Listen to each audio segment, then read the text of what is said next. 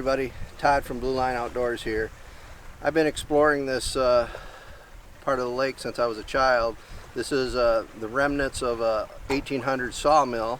Back in the logging era of the 1800s in Michigan, this was a booming sawmill, as most of this area seen during the 1800s.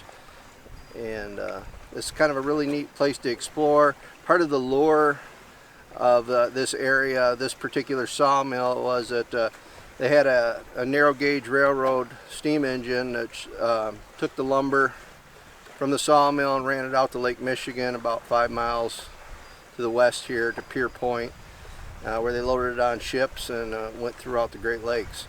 During the 1890-ish era, the sawmill burnt down, and there was a rumor that the steam engine was damaged, and they bulldozed or pushed the remnants of the sawmill into the lake. And then shortly after that, actually the sawmill quit production, and they demolished the sawmill and pushed it all into the lake, basically. So what I do is I like to dive out there on the old remnants of the sawmill, as you'll see in the video, and we find a lot of old bottles from the 1800s, a lot of square nails, of course, a lot of square nails. And then we find a lot of bottles and milk glass, things like that. But there's always been that rumor that there's a train in here, a steam engine was pushed in. And every year when the ice goes out, the bottom changes. All this slab lumber that's in there from the remnants of the sawmill gets shuffled around and pushed up, and I get to find new things every year.